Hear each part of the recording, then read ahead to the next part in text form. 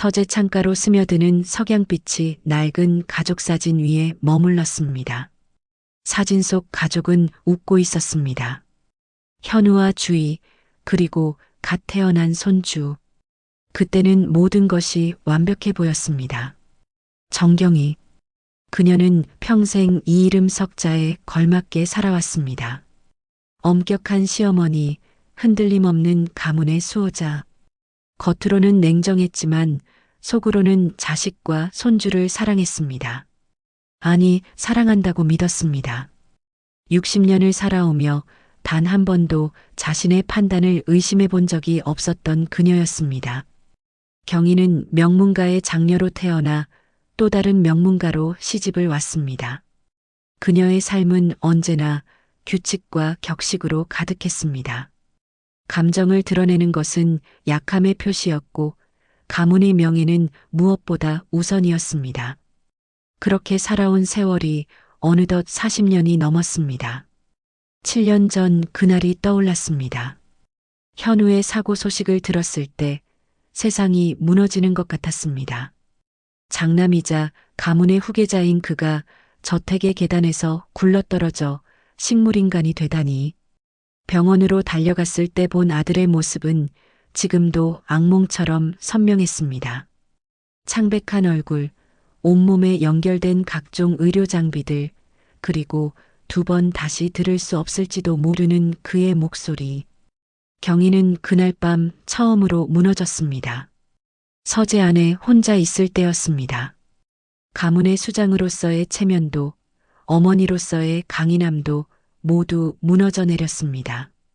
하지만 그녀는 단 하루만 약함을 허락했습니다. 다음 날부터는 다시 냉정한 가문의 수장으로 돌아왔습니다. 그래야만 이 위기를 견딜 수 있을 것 같았습니다. 그리고 얼마 지나지 않아 소문들이 들려오기 시작했습니다. 주희가 다른 남자와 만났다는 이야기, 사고 전날 부부싸움이 있었다는 이야기, 재산을 노리고 있다는 이야기. 소문은 꼬리에 꼬리를 물었습니다. 처음에 경희는 믿지 않으려 했습니다. 주희는 7년간 자신의 며느리였고 그녀가 보기에 나쁜 사람은 아니었습니다. 하지만 증거라는 것들이 하나둘 나타났습니다. 주희가 어느 남자와 카페에서 이야기하는 사진, 사고 전날 밤 부부가 언성을 높였다는 가정부의 증언, 그리고 현우의 통장에서 인출된 거액의 돈. 경희는 그 말들을 믿어버렸습니다. 아니, 믿고 싶었는지도 몰랐습니다. 누군가를 탓해야 이 고통을 견딜 수 있을 것 같았으니까요.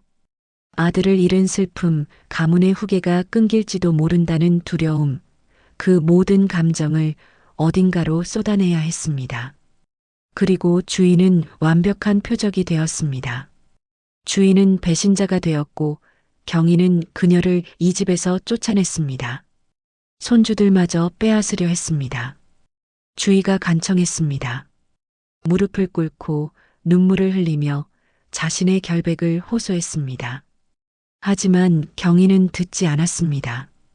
들으려 하지 않았습니다. 그녀의 귀는 이미 소문들로 가득 차 있었고 그녀의 마음은 이미 판단을 내린 후였습니다. 주희가 이 집을 떠나던 날을 경희는 기억했습니다. 비가 내리는 추운 겨울날이었습니다. 주희는 작은 가방 하나만 들고 현관을 나섰습니다. 뒤를 돌아보지도 않았습니다. 아니, 돌아볼 수 없었습니다.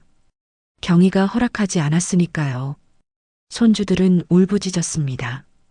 엄마를 찾으며 엄마에게 가게 해달라고 애원했습니다. 하지만 경희는 단호했습니다.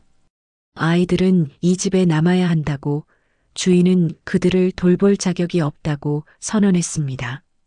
그런데 이상한 일이 일어났습니다.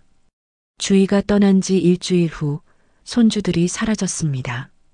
경희는 경찰에 신고하려 했지만 곧 주희가 법적으로 정당한 절차를 밟아 아이들의 양육권을 되찾아갔다는 것을 알게 되었습니다. 경희가 주희를 쫓아낼 때 제대로 된 법적 절차를 밟지 않았던 것이 허점이 되었습니다. 경희는 분노했습니다. 변호사를 선임했고 법정 싸움을 준비했습니다.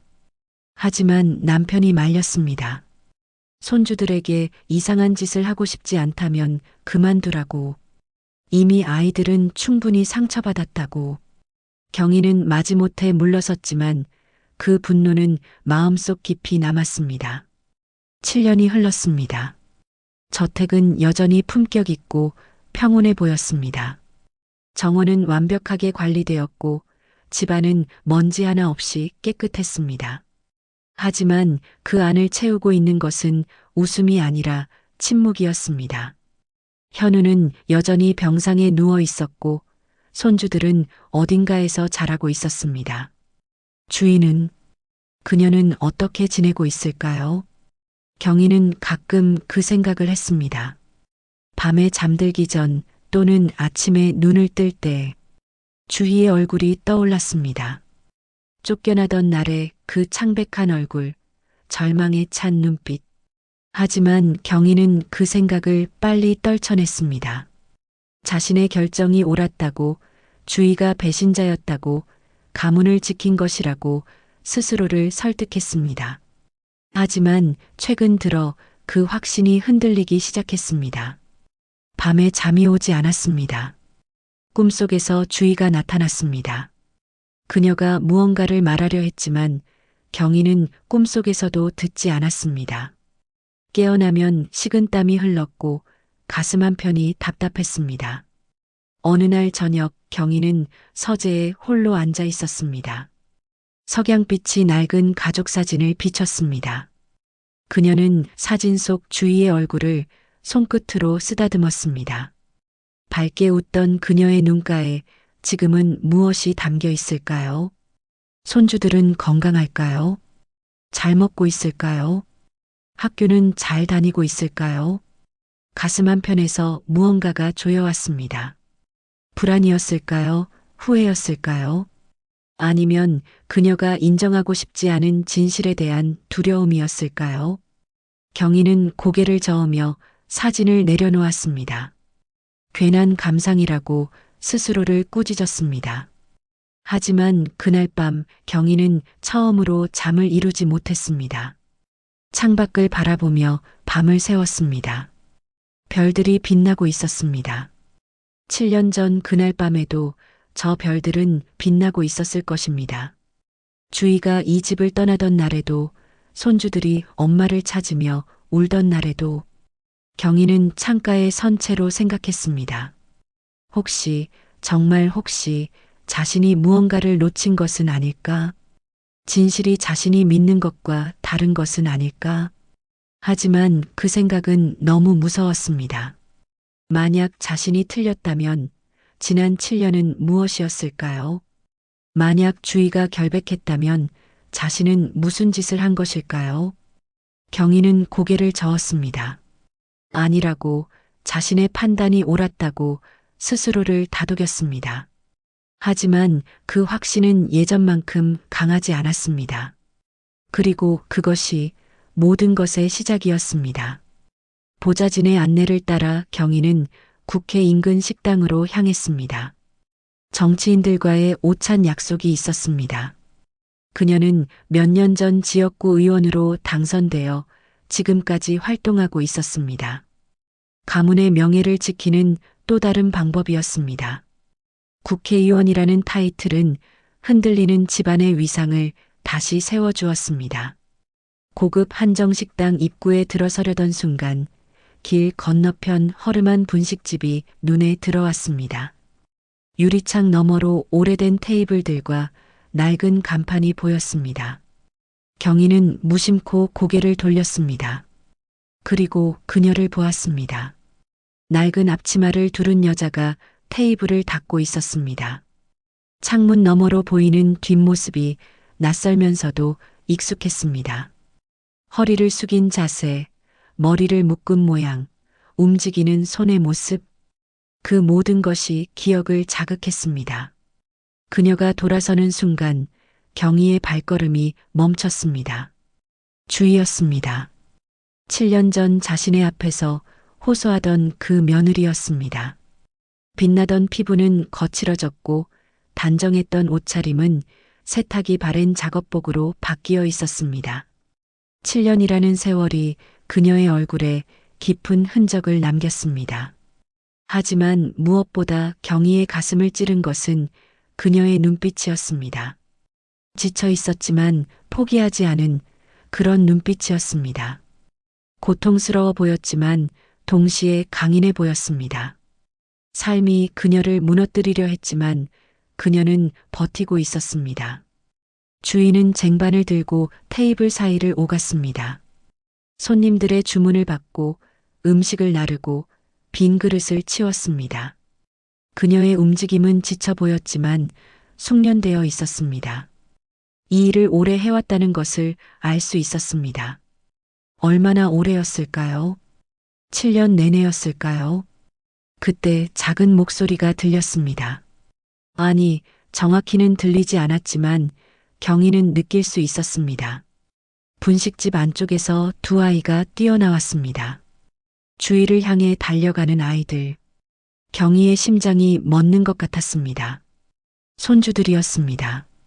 민준이와 수아. 7년 만에 보는 그들은 이렇게나 자라 있었습니다.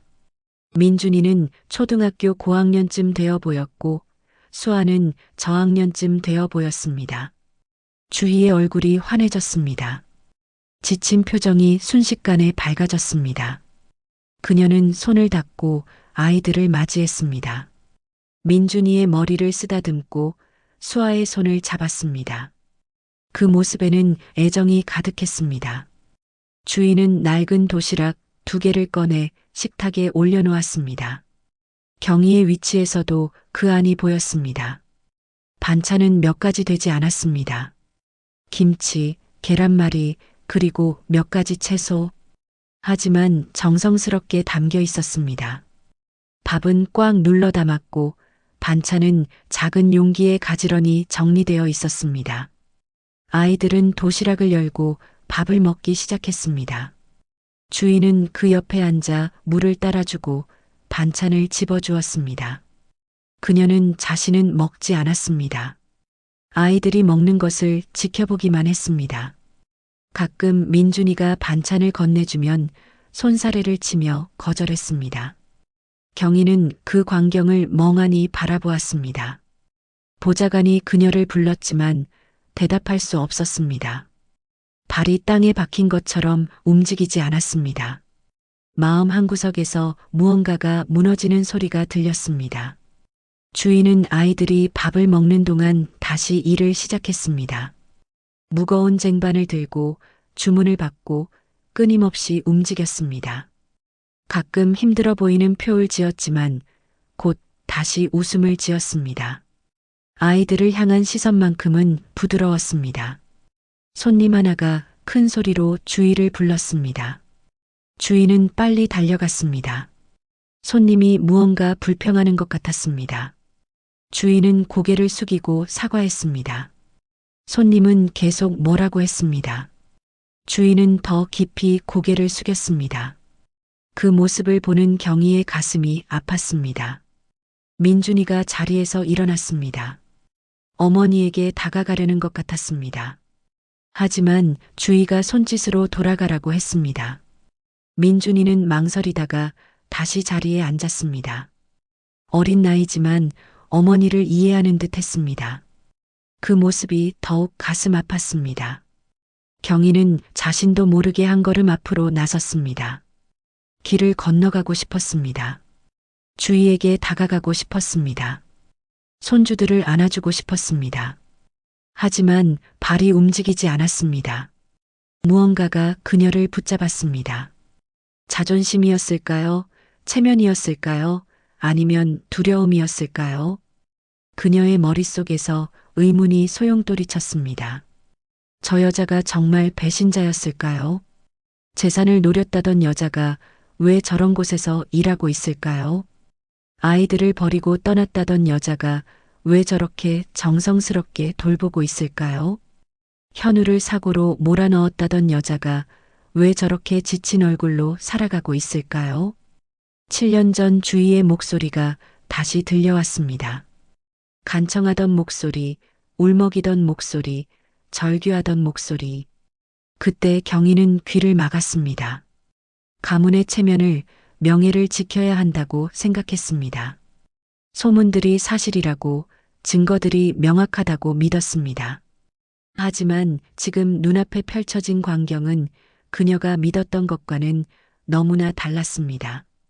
재산을 노렸다는 여자는 분식집에서 일하며 두 아이를 키우고 있었습니다.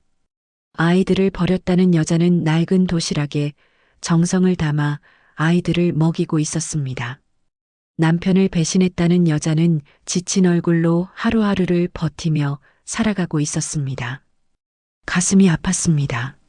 무언가 잘못되었다는 확신이 들었습니다. 하지만 동시에 오랜 편견이 경희를 붙잡았습니다. 그래도 소문이 있었습니다. 증거도 있었습니다. 사진도 받고 증언도 들었습니다. 그것들이 모두 거짓일 수는 없지 않을까요? 경희는 고개를 돌렸습니다. 보지 않으면 괜찮을 것 같았습니다. 인정하지 않으면 이 불편한 감정도 사라질 것 같았습니다. 하지만 이미 늦었습니다. 그 이미지는 그녀의 마음속 깊이 새겨졌습니다. 보좌관이 다시 그녀를 불렀습니다.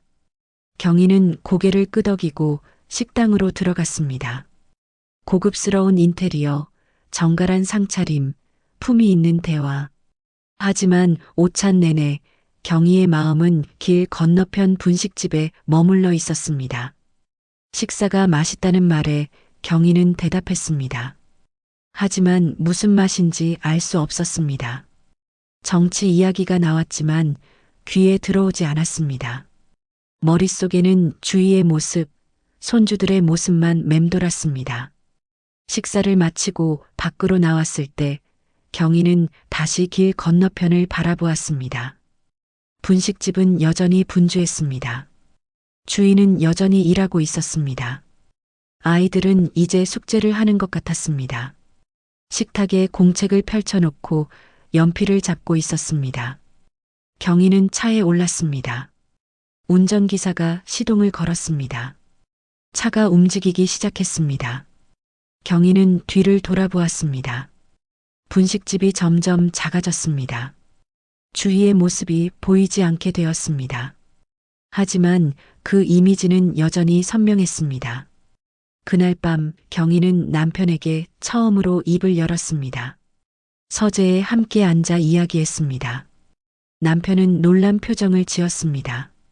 7년 동안 주위 이야기를 한 번도 꺼내지 않았던 경희가 먼저 그녀를 언급한 것이었습니다.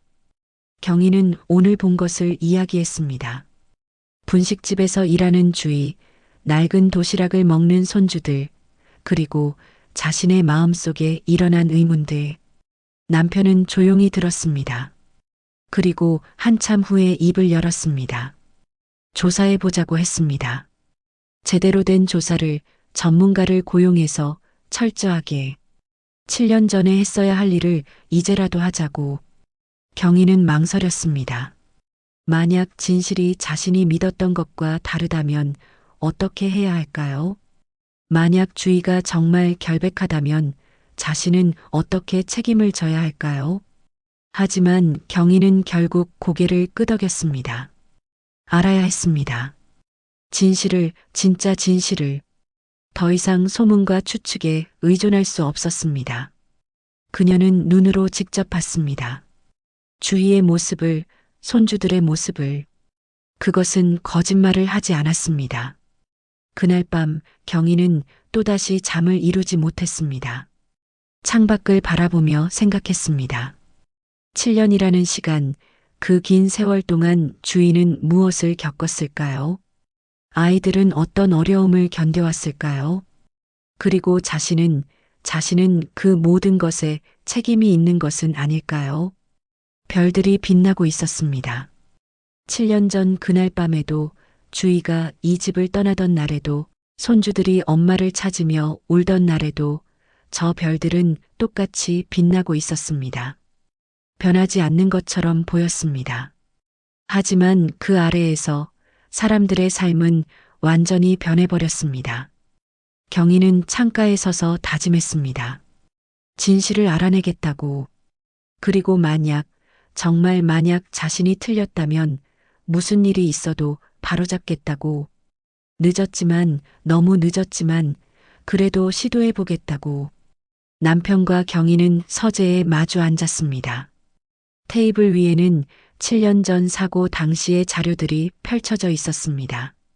경찰 보고서, 병원 기록, 그리고 경희가 한 번도 제대로 들여다보지 않았던 주위의 통장 내역들이었습니다.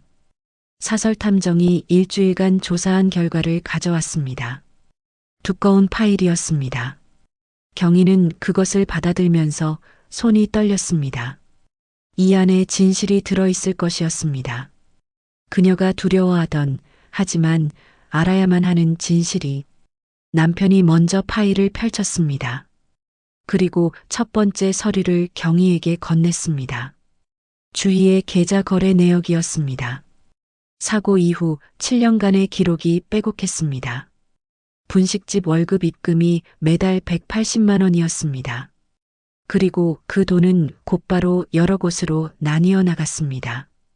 병원비 송금 120만 원, 아이들 학원비 40만 원, 공과금, 식비, 생활비. 숫자들이 경희의 눈앞에서 흐려졌습니다. 그녀는 한 달에 180만 원으로 두 아이를 키우면서 현우의 병원비까지 보내고 있었습니다. 어떻게 가능한 일이었을까요? 남는 돈은 거의 없었습니다. 어떤 달은 마이너스가 나서 소액 대출을 받은 기록도 있었습니다. 그것도 모자라 아르바이트를 더한 흔적들이 보였습니다. 경희는 계산기를 두드렸습니다. 180만 원에서 병원비 120만 원을 빼면 60만 원. 거기서 학원비 40만 원을 빼면 20만 원.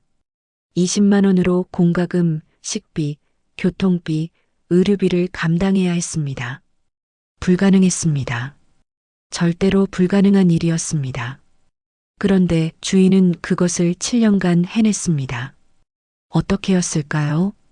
탐정의 보고서에 답이 있었습니다. 주인은 하루에 14시간씩 일했습니다.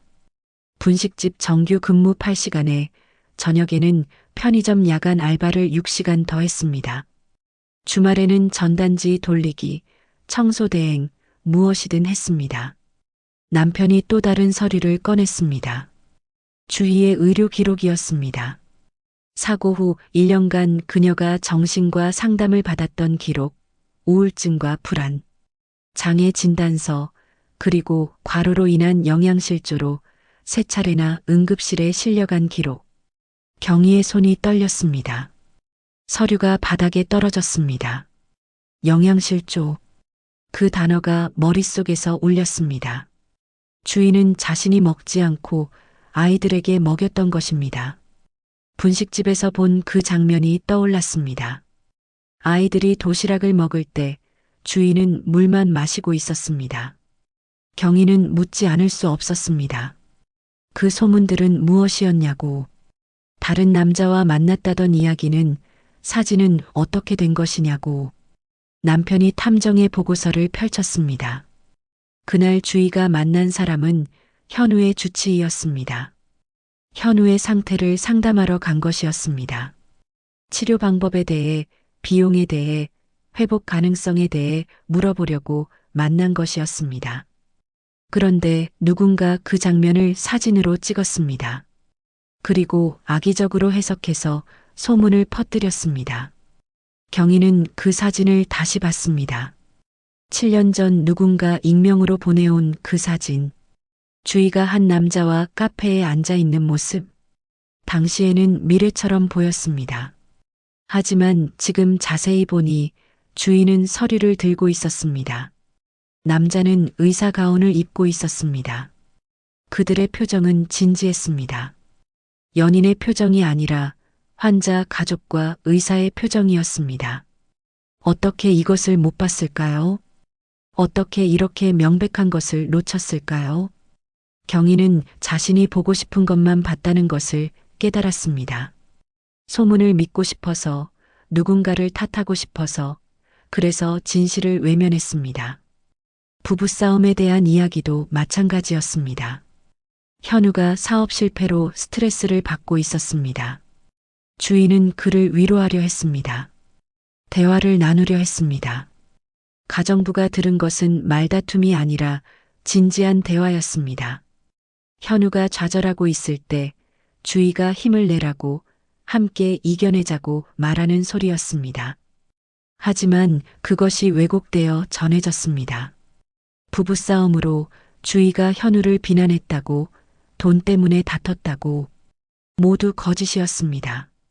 아니, 거짓이라기보다는 악의적인 해석이었습니다. 경희는 모든 것이 무너지는 것을 느꼈습니다.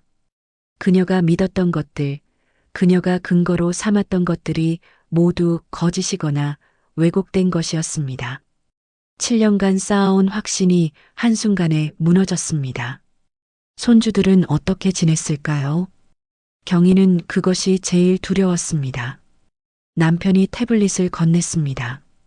SNS에 올라온 사진들이었습니다. 누군가 찍어 올린 것들이었습니다. 민준이가 학교 앞에서 또래 아이들보다 작은 도시락을 먹고 있는 모습이었습니다. 다른 아이들은 캐릭터 도시락에 풍성한 반찬을 먹고 있었지만 민준이의 도시락은 낡고 작았습니다. 하지만 민준이는 웃고 있었습니다. 친구들과 이야기하며 즐거워하고 있었습니다. 수아가 낡은 운동화를 신고 학원에 가는 모습도 있었습니다. 운동화는 여러 번 빨아서 색이 바랬고 밑창이 닳아 있었습니다. 하지만 수아는 씩씩하게 걷고 있었습니다. 가방은 무거워 보였지만 허리를 펴고 걸었습니다. 댓글들이 달려 있었습니다. 저 아이들 엄마 혼자 키운다는 이야기, 대단한 분이라는 이야기, 힘들어 보이지만 아이들은 참 밝다는 이야기, 어제 분식집에서 봤는데 밤늦게까지 일하시더라는 이야기. 경희는 더 이상 참을 수 없었습니다. 7년간 쌓아온 강단이, 가문의 수장으로서의 위엄이, 그 모든 것이 일순간 무너지며 울음이 터져 나왔습니다.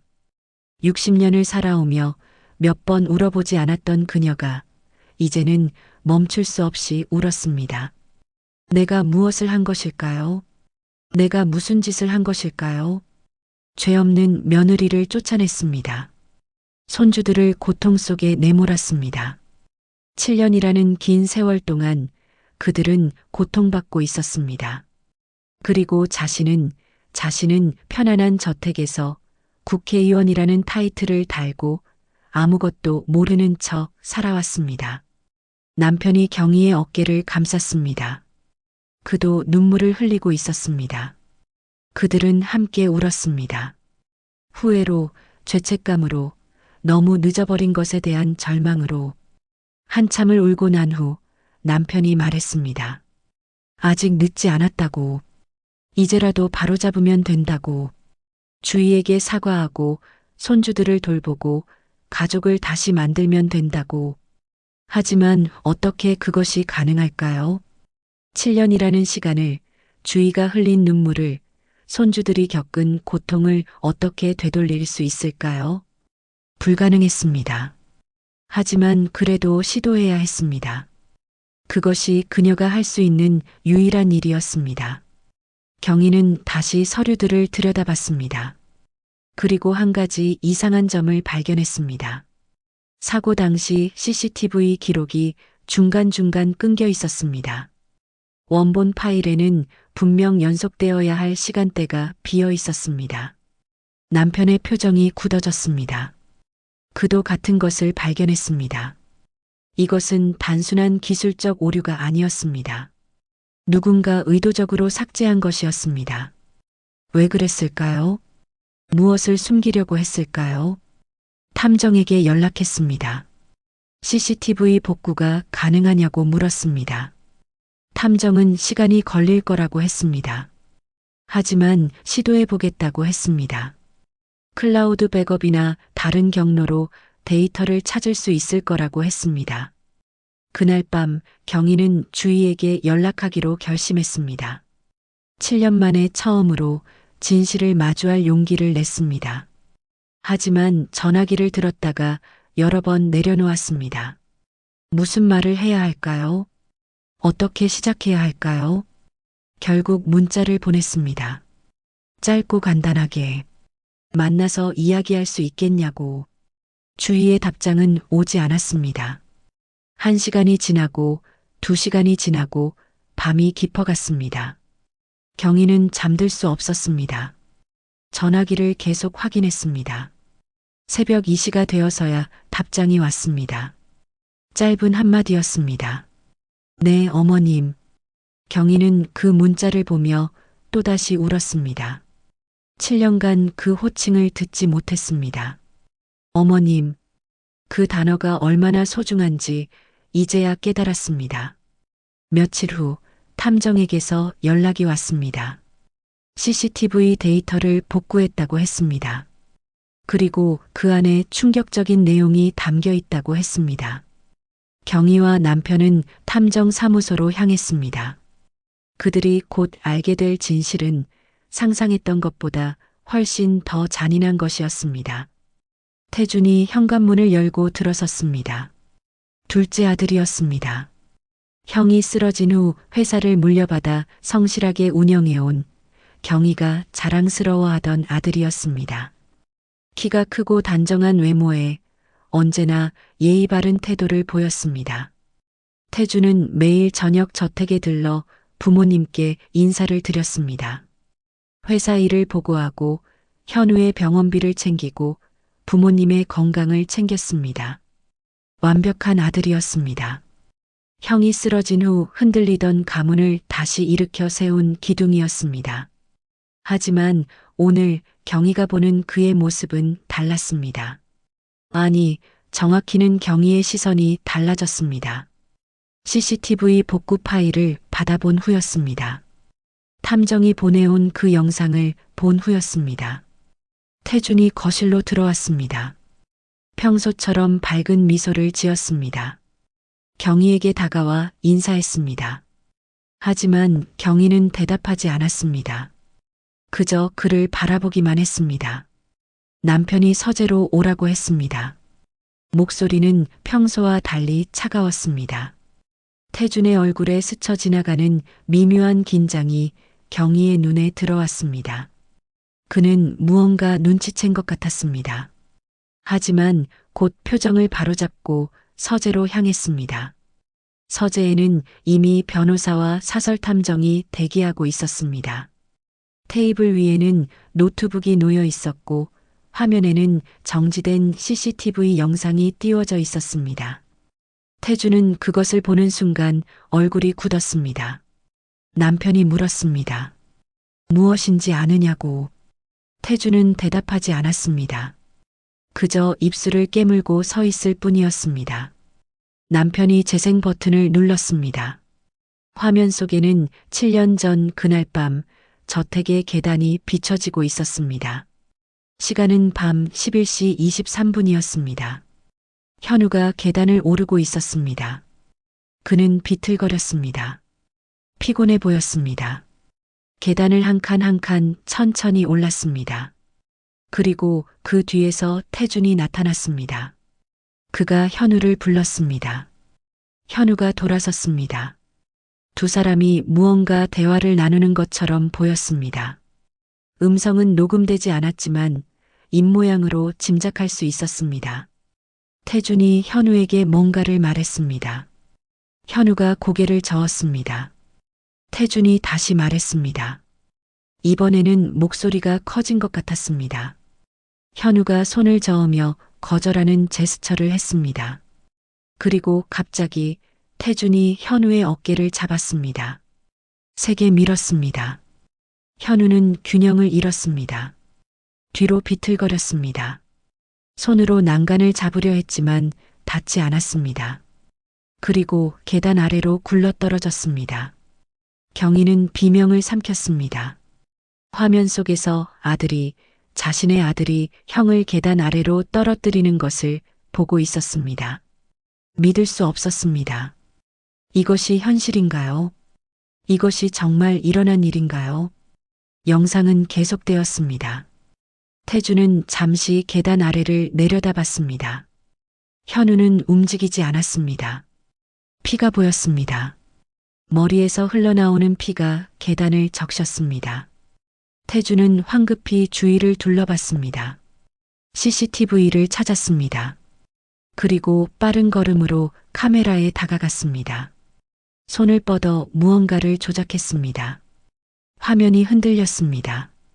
그리고 꺼졌습니다. 화면이 다시 켜졌을 때는 15분 후였습니다. 시간은 11시 38분이었습니다. 이미 현우는 계단 아래 쓰러져 있었고 태주는 전화기를 들고 119에 전화하고 있었습니다. 그의 표정은 놀라고 당황한 것처럼 보였습니다. 완벽한 연기였습니다. 탐정이 설명했습니다. 태준이 CCTV 저장 장치를 조작했지만 클라우드 백업까지는 삭제하지 못했다고 했습니다. 요즘 보안 시스템은 2중 3중으로 백업된다고 했습니다. 태주는 그것을 몰랐던 것입니다. 그리고 탐정은 또 다른 증거를 제시했습니다. 통화 기록이었습니다. 태준이 사고 다음 날 누군가와 나눈 통화를 복구한 것이었습니다. 음성 파일이 재생되었습니다. 태준의 목소리가 들렸습니다. 주희 씨가 다른 남자를 만나는 걸 봤다고 소문 좀 퍼뜨려 달라고 했습니다. 사진은 합성하면 된다고 했습니다. 형수를 집에서 쫓아내야 한다고 했습니다. 그래야 회사가 완전히 자신의 것이 된다고 했습니다. 경희는 의자에서 일어날 수조차 없었습니다. 다리에 힘이 풀렸습니다. 온몸이 떨렸습니다. 이것이 자신의 아들이라는 것이 믿기지 않았습니다. 이것이 자신이 키운 아이라는 것이 믿기지 않았습니다.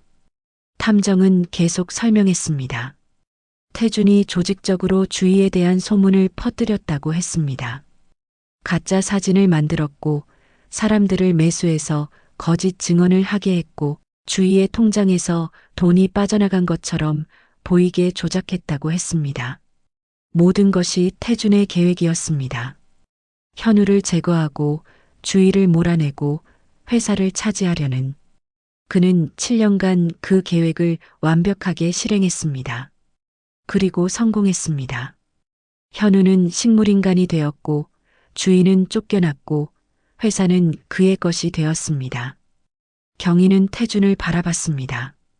그는 고개를 숙인 채 아무 말도 하지 않았습니다. 변명도 하지 않았습니다. 부정도 하지 않았습니다. 그저 서 있을 뿐이었습니다. 경희가 그의 이름을 불렀습니다. 목소리는 떨렸습니다. 태준은 고개를 들지 않았습니다. 경희가 다시 물었습니다. 왜 그랬느냐고. 왜 형을, 왜 형수를, 왜 가족을 그렇게 만들었느냐고. 태준이 입을 열었습니다. 죄송하다고 했습니다. 단지 그 한마디였습니다. 죄송하다고. 7년간의 거짓말과 배신과 고통을 죄송하다는 한마디로 덮으려 했습니다. 경희의 목소리가 커졌습니다. 죄송하다고 하면 되는 것이냐고 물었습니다. 형을 식물인간으로 만들고 주희에게 누명을 씌우고 7년 동안 가족을 갈기갈기 찢어놓고 조카들을 고통 속에 내몰고 그러고도 죄송하다고 하면 끝나는 것이냐고. 태준이 고개를 들었습니다. 그의 눈에는 눈물이 없었습니다. 후회도 보이지 않았습니다. 그저 체념만이 있었습니다. 그는 말했습니다. 형이 회사를 말아먹고 있었다고. 무능했다고. 자신은 더 잘할 수 있었다고. 실제로 7년간 회사를 성공시키지 않았느냐고. 경희는 믿을 수 없었습니다. 지금 이 순간에도 그는 자신의 행동을 정당화하려 했습니다. 형을 죽이려 한 것을, 가족을 파괴한 것을, 그것을 성공한 사업으로 변명하려 했습니다. 남편이 경찰에게 전화를 걸었습니다. 경희가 물었습니다. 무엇을 하는 것이냐고. 남편은 대답했습니다. 당연한 일을 하는 것이라고. 아들이지만 아들이기 때문에 더욱 정의를 바로 세워야 한다고. 태준의 얼굴이 창백해졌습니다. 그는 경희에게 애원했습니다. 어머니라고 불렀습니다. 자신은 어머니의 아들이라고, 이 집안의 가족이라고, 제발 용서해달라고. 경희는 차가운 목소리로 대답했습니다. 가족은 서로를 지키는 것이라고 했습니다. 형을 해치고 형수를 모함하고 조카들을 고아로 만든 사람이 감히 가족을 말하느냐고. 태주는 계속 애원했습니다. 하지만 경희는 돌아서 버렸습니다. 더 이상 그를 보고 싶지 않았습니다. 그가 자신의 아들이라는 것을, 자신이 낳아 키운 아이라는 것을 인정하고 싶지 않았습니다. 경찰이 도착했습니다. 태준에게 수갑이 채워졌습니다. 그는 계속 어머니를 불렀습니다. 하지만 경희는 돌아보지 않았습니다. 태준이 끌려가는 소리가 들렸습니다. 현관문이 닫히는 소리가 들렸습니다. 그리고 침묵이 찾아왔습니다. 경희는 그제야 무너졌습니다. 남편의 품에 안겨 울었습니다. 7년간 쌓아온 모든 것이 무너지는 소리가 들렸습니다. 가문의 명예, 엄격한 기준, 체면과 권위, 그 모든 것이 한낱 허상이었음을 깨달았습니다. 진정한 가족은 피가 아니라 신뢰로 만들어지는 것이었습니다. 그리고 그녀는 7년 동안 진짜 가족을 버리고 거짓 아들을 품고 있었던 것입니다.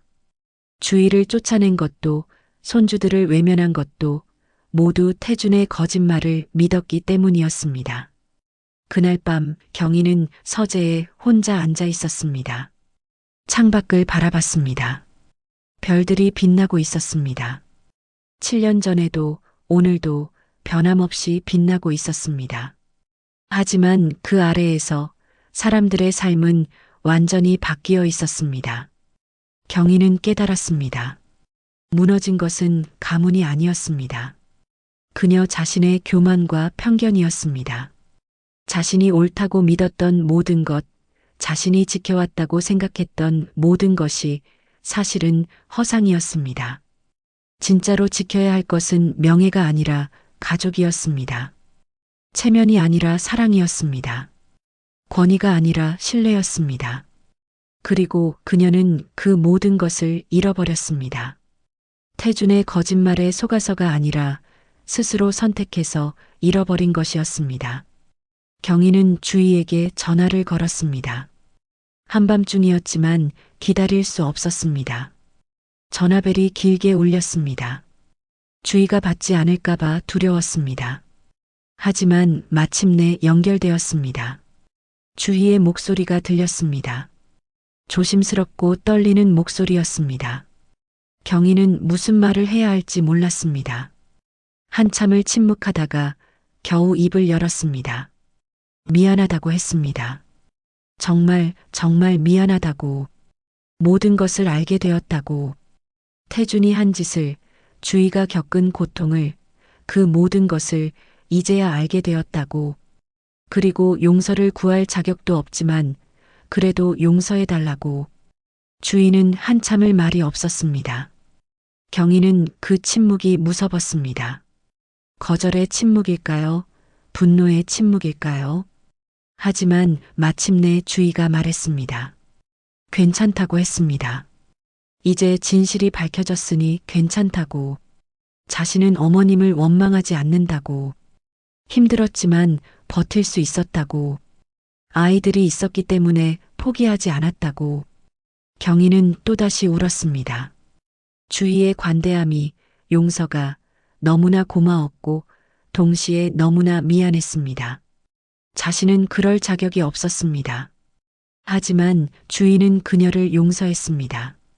다음 날 경희는 태준의 변호사를 만났습니다. 태준이 선임한 변호사가 가명을 탄원해달라고 요청했습니다. 어머니의 탄원서가 있으면 형량이 줄어들 수 있다고 했습니다. 경희는 거절했습니다. 단호하게 거절했습니다. 태준은 자신이 한 일에 대해 책임을 져야 한다고 했습니다. 어머니의 사랑으로 덮을 수 있는 일이 아니라고 했습니다. 법의 심판을 받아야 한다고 했습니다. 변호사는 놀란 표정을 지었습니다. 친자식을 감옥에 보내겠다는 것이냐고 물었습니다. 경희는 대답했습니다. 친자식이기 때문에 더욱 정의를 가르쳐야 한다고. 잘못을 덮어주는 것이 사랑이 아니라 책임을 지게 하는 것이 진짜 사랑이라고. 그리고 경희는 또 한 가지 결정을 내렸습니다. 회사의 경영권을 주희에게 넘기기로 했습니다. 법적으로 주희는 여전히 현우의 아내였고 현우가 깨어나지 못하는 상황에서 대리권을 가질 수 있었습니다. 주희는 처음에 거절했습니다. 자신은 회사 경영을 할 능력이 없다고 했습니다. 하지만 경희는 설득했습니다. 전문 경영인을 고용하면 된다고, 자신과 남편이 도울 것이라고, 그것이 마땅한 일이라고. 결국 주희는 받아들였습니다. 아이들의 미래를 위해서라도 받아들여야 한다는 것을 알았습니다. 그리고 무엇보다 이것이 현우의 것이었고 현우가 돌아왔을 때 돌려줄 수 있어야 했습니다. 6개월이 흘렀습니다. 태준의 재판은 끝났습니다. 그는 법의 심판을 받았습니다. 형에 대한 살인미수, 증거인멸, 명예훼손, 사기 등 여러 죄목으로 징역 12년을 선고받았습니다. 법정에서 그를 마지막으로 봤을 때 경희는 더 이상 눈물이 나오지 않았습니다. 슬픔도 분노도 아닌 그저 공허함만이 남았습니다. 태주는 끝까지 진심 어린 사과를 하지 않았습니다. 법정에서도 마지막 면회에서도 그는 자신의 행동을 변명했습니다. 형이 무능했다고, 자신이 더 잘했다고, 결과가 그것을 증명한다고. 경희는 그를 포기했습니다. 더 이상 그를 아들로 생각하지 않기로 했습니다. 피는 나눴지만 마음은 나누지 못했습니다. 그리고 그것으로 충분했습니다. 진짜 가족은 따로 있었습니다. 오늘 주희가 아이들과 함께 저택으로 돌아왔습니다. 6개월간의 조율 끝에 주희는 다시 이 집의 며느리로, 이 가족의 일원으로 돌아오기로 했습니다. 쉬운 결정은 아니었습니다. 7년간의 상처가 쉽게 아물 리 없었습니다. 경희는 현관 앞에 서 있었습니다. 7년 전 주희를 이 문 밖으로 내쫓았던 바로 그 자리였습니다. 손이 떨렸습니다. 무슨 말을 해야 할까요? 어떻게 맞이해야 할까요? 6개월간 여러 번 만났지만 이렇게 집으로 돌아오는 것은 처음이었습니다. 차 한 대가 대문 앞에 멈춰 섰습니다. 주희가 내렸습니다. 민준이와 수아가 그녀의 손을 잡고 있었습니다. 아이들은 낯선 저택을 신기한 듯 바라봤습니다. 큰 정원, 높은 담장, 웅장한 건물. 그들이 기억하는 집과는 많이 달라 보였을 것입니다. 주희와 경희의 눈이 마주쳤습니다. 7년이라는 시간이 그녀의 얼굴에 깊은 주름을 남겼습니다. 경희의 얼굴에도 마찬가지였습니다. 두 사람 모두 많이 늙었습니다. 하지만 주희의 눈빛만은 여전히 맑았습니다. 고통을 겪었지만 탁해지지 않은 그런 눈빛이었습니다. 경희가 먼저 입을 열었습니다. 어서 오라고 했습니다. 목소리가 떨렸습니다. 주희는 잠시 망설이다가 고개를 숙여 인사했습니다. 다녀왔다고 했습니다. 어머님이라고 불렀습니다. 어머님. 그 단어가 가슴을 찔렀습니다. 7년 동안 주희가 얼마나 이 호칭을 부르고 싶었을까요? 얼마나 이 집으로 돌아오고 싶었을까요? 경희는 상상할 수 있었습니다.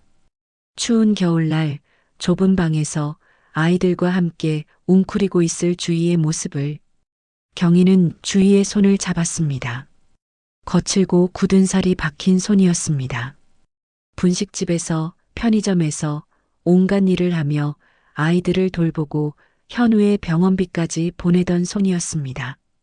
그 손이 경희의 손을 꽉 잡았습니다. 미안하다고 말했습니다. 정말 미안하다고. 경희의 목소리는 떨렸습니다. 주희의 눈에 눈물이 고였습니다. 아니라고 했습니다. 이제 다 지난 일이라고 했습니다. 경희는 고개를 저었습니다. 지나간 게 아니라고 했습니다. 지나간 일로 만들 수 없다고 했습니다. 자신이 7년 동안 주위에게 한 일들을, 아이들에게 한 일들을 평생 잊지 못할 것이라고 했습니다. 하지만 이제라도 바로잡겠다고, 주위를 지키겠다고, 손주들을 지키겠다고 약속했습니다. 경희는 주위를 끌어안았습니다. 시어머니로서가 아니라 같은 여성으로서였습니다. 함께 아픔을 겪은 사람으로서였습니다. 함께 상처를 치유해야 할 사람으로서였습니다. 주희가 경희의 품에서 조용히 울었습니다. 7년 동안 참아온 눈물이 터져 나오는 것 같았습니다. 얼마나 외로웠을까요? 얼마나 힘들었을까요? 얼마나 포기하고 싶었을까요? 하지만 주희는 버텼습니다. 아이들을 위해, 현우를 위해, 그리고 언젠가는 진실이 밝혀질 것이라는 희망을 위해 민준이와 수아가 조심스럽게 다가왔습니다. 7년 전의 기억이 희미했습니다. 이 집에서 살았던 것도, 할머니와 함께 있었던 것도 거의 기억나지 않았습니다. 그들에게 할머니는 낯선 사람이었습니다. 수아가 작은 목소리로 물었습니다. 할머니냐고. 경희는 눈물을 닦고 아이들 앞에 무릎을 꿇었습니다. 그렇다고 대답했습니다. 너희들의 할머니라고. 미안하다고 했습니다. 너희가 힘들 때 곁에 없어서 미안하다고. 이제부터는 할머니가 너희를 지켜주겠다고 약속했습니다. 민준이가 경희의 손을 잡았습니다. 작고 따뜻한 손이었습니다. 그는 말했습니다. 엄마가 할머니는 좋은 분이라고 했다고. 언젠가는 우리를 찾아주실 거라고 했다고. 경희의 가슴이 미어졌습니다. 그 모든 고통 속에서도 주인은 아이들에게 할머니를 미워하지 말라고 가르쳤던 것입니다. 경희에게 원한을 품지 말라고, 언젠가는 오해가 풀릴 거라고, 그렇게 믿으라고 가르쳤던 것입니다. 주인은 어떤 마음으로 그런 말을 했을까요? 자신을 쫓아낸 시어머니를, 자신에게 누명을 씌운 집안을, 그래도 아이들에게 미워하지 말라고 가르쳤습니다. 그것이 진짜 용서였습니다. 진짜 사랑이었습니다. 경희 일행은 함께 저택 안으로 들어갔습니다. 현관을 지나 거실을 지나 서재로 향했습니다. 서재에 들어서자 낡은 가족 사진이 여전히 그 자리에 있었습니다. 7년 전에 그들이 웃고 있는 사진이었습니다. 주희가 사진을 바라봤습니다. 한참을 말없이 바라봤습니다. 그리고 입을 열었습니다. 새로 찍어야겠다고 했습니다. 가족 사진을 새로 찍어야겠다고 경희가 물었습니다. 왜냐고. 주희가 대답했습니다. 이제 다시 시작하는 것이니까 새로운 사진을 찍어야 한다고. 과거는 과거로 남겨두고 이제는 앞을 보며 살아야 한다고. 경희는 고개를 끄덕였습니다. 주희의 말이 맞았습니다.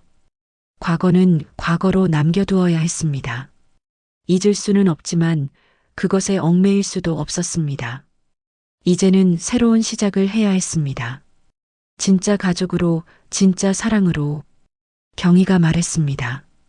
현우도 함께 찍자고. 병원에서 데려오자고. 비록 깨어나지 못했지만 그도 이 가족의 일원이라고. 주희가 미소 지었습니다. 7년 만에 보는 진짜 미소였습니다. 그렇게 하자고 했습니다. 그날 오후 그들은 병원으로 향했습니다. 현우가 입원한 병원은 저택에서 1시간 거리에 있었습니다. 경희는 가끔 방문했지만 주인은 매주 왔다고 했습니다. 일이 끝나고 아이들을 재운 후 밤늦게 왔다고 했습니다. 경희는 물었습니다. 왜 그렇게 자주 왔느냐고. 주희가 대답했습니다. 남편이니까요. 비록 깨어나지 못했지만 여전히 사랑하는 남편이니까요. 포기할 수 없었다고 했습니다. 병실에 들어섰습니다. 현우는 침대에 누워 있었습니다. 창백한 얼굴, 감긴 눈, 규칙적으로 오르내리는 가슴. 7년간 변하지 않은 모습이었습니다. 하지만 오늘은 뭔가 달라 보였습니다. 주희와 아이들이 그리고 경희가 함께 있어서일까요? 주희가 현우의 곁에 앉았습니다. 그의 손을 잡았습니다. 속삭였습니다. 여보, 우리 다시 가족이 되었다고. 늦었지만 이제라도 함께 할 수 있게 되었다고. 아이들도 왔다고. 어머님도 모든 것을 아시게 되었다고. 경희도 다가갔습니다. 현우의 다른 손을 잡았습니다. 미안하다고 속삭였습니다. 아들아, 미안하다고. 엄마가 너를 지키지 못해서, 주희를 지키지 못해서, 손주들을 지키지 못해서 미안하다고. 민준이와 수아도 침대 옆으로 왔습니다. 아빠라고 불렀습니다. 기억나지 않는 아빠를, 하지만 엄마가 들려준 이야기 속의 아빠를. 그 순간 기적이 일어났습니다. 현우의 손가락이 움직였습니다. 미세하게, 하지만 분명하게. 주희가 놀라서 의사를 불렀습니다. 간호사들이 달려왔습니다. 검사가 시작되었습니다. 의사가 말했습니다. 기적이라고 했습니다. 7년 만에 반응이 나타났다고 했습니다. 아직 깨어날지는 모르지만 뇌 활동이 활발해지고 있다고 했습니다. 희망이 있다고 했습니다. 경희는 그 말에 무릎이 꺾였습니다. 희망. 그 단어가 너무나 소중했습니다. 7년간 잃어버렸던 희망이 이제야 다시 보이기 시작했습니다. 저녁, 그들은 저택으로 돌아왔습니다. 식당에 둘러앉았습니다. 주희가 만든 저녁 식사였습니다. 화려하지 않았습니다. 고급스럽지도 않았습니다. 하지만 정성이 담겨 있었습니다. 사랑이 담겨 있었습니다. 된장찌개, 제육볶음, 시금치나물, 김치. 평범한 가정식이었습니다. 하지만 경희에게는 어떤 고급 요리보다 맛있었습니다. 주희가 직접 만든 음식, 가족을 위해 정성껏 준비한 음식이었기 때문입니다. 수아가 물었습니다. 할머니, 맛있느냐고. 경희가 대답했습니다. 그럼 할머니가 먹어본 음식 중에 제일 맛있다고. 진심이었습니다. 어떤 고급 레스토랑의 요리보다 이 순간이, 이 음식이, 이 가족이 소중했습니다. 식사를 마치고 경희는 주희와 단둘이 마주 앉았습니다. 거실 소파에 앉아 차를 마셨습니다. 한참을 침묵하다가 경희가 입을 열었습니다. 자신은 이 나이에 새로 시작해야 한다는 게 쉽지 않다고 했습니다. 60년을 살아온 방식을 바꾸는 것이 두렵다고 했습니다. 하지만 하려고 한다고, 노력하겠다고 약속했습니다. 주희가 대답했습니다. 어머님도 힘드셨을 것이라고 했습니다. 아들을 잃었다고 생각하셨으니까요. 그 고통이 얼마나 컸을지 이해한다고 했습니다. 경희는 고개를 저었습니다. 그래도 변명은 안 된다고 했습니다. 자신은 주희의 말을 듣지 않았다고, 증거도 제대로 확인하지 않았다고, 편견에 사로잡혀서 진짜 가족을 잃어버렸다고 자책했습니다. 주희가 경희의 손을 잡았습니다. 이제는 괜찮다고 했습니다. 우리 다시 시작하자고 했습니다. 진짜 가족으로, 진짜 시어머니와 며느리로, 서로를 이해하고 사랑하는 가족으로. 경희는 고개를 끄덕였습니다. 눈물이 흘렀습니다. 하지만 이번에는 슬픔의 눈물이 아니었습니다. 감사의 눈물이었습니다. 희망의 눈물이었습니다. 새로운 시작에 대한 눈물이었습니다. 낡은 가족 사진을 바라보며 경희는 생각했습니다. 7년의 시간, 그 긴 세월 동안 그들은 서로에게서 멀어져 있었습니다. 편견과 오해, 배신과 고통으로 얼룩진 시간이었습니다. 하지만 이제는 달랐습니다. 이제야 경희는 진정한 가족의 의미를 깨달았습니다. 핏줄이 아니라 신뢰로, 체면이 아니라 사랑으로, 권위가 아니라 이해로 만들어지는 것이 진짜 가족이었습니다. 며칠 후 사진사가 저택으로 왔습니다. 가족 사진을 찍기로 한 날이었습니다. 경희와 남편, 주희와 아이들이 함께 섰습니다. 현우는 없었지만 그의 사진을 액자에 담아 함께 놓았습니다. 사진사가 말했습니다. 웃으라고. 하지만 억지로 웃을 필요가 없었습니다. 그들은 자연스럽게 웃었습니다. 진심으로 행복했기 때문입니다. 완벽하지는 않았지만 진실했기 때문입니다.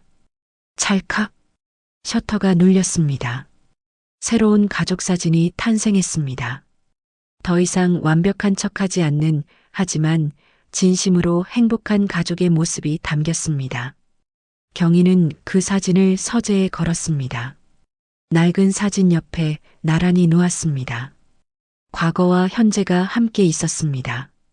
그리고 그 사이에 7년이라는 시간이, 그들을 성장시킨 시간이 있었습니다.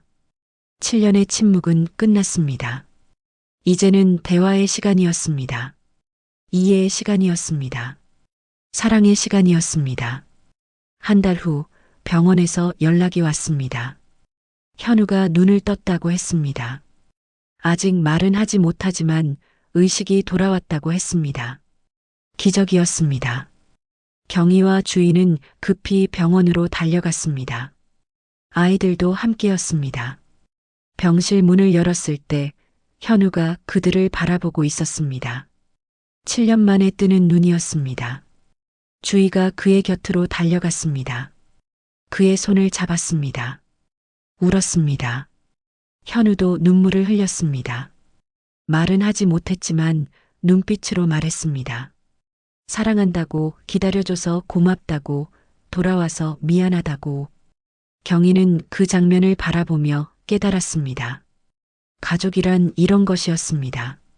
서로를 기다리고, 서로를 용서하고, 서로를 사랑하는 것. 완벽하지 않아도 괜찮았습니다. 실수해도 괜찮았습니다. 중요한 것은 다시 시작할 용기였습니다. 그날 저녁 저택에는 오랜만에 웃음소리가 가득했습니다. 민준이와 수아가 정원에서 뛰어놀았습니다. 주희가 저녁 준비를 했습니다. 경희가 그녀를 도왔습니다. 남편이 신문을 읽으며 흐뭇하게 바라봤습니다. 평범한 풍경이었습니다. 특별할 것 없는 일상이었습니다. 하지만 경희에게는 기적이었습니다. 7년간 잃어버렸던 일상이 이제야 다시 돌아온 것이었습니다. 밤, 경희는 서재에 앉아 일기를 썼습니다. 오랜만에 쓰는 일기였습니다. 오늘 나는 진정한 가족의 의미를 배웠습니다. 60년을 살아왔지만 이제야 알게 되었습니다. 가족은 완벽함이 아니라 용서로, 권위가 아니라 사랑으로, 체면이 아니라 진실로 만들어지는 것이라는 것을. 7년이라는 긴 시간 동안 나는 많은 것을 잃었습니다. 며느리를, 손주들을, 그리고 진짜 아들을. 하지만 이제는 다시 찾았습니다. 늦었지만, 너무 늦었지만 그래도 돌아왔습니다. 주인은 나를 용서했습니다. 아이들은 나를 받아들였습니다. 현우는 돌아왔습니다. 이것이 기적이 아니고 무엇이겠습니까?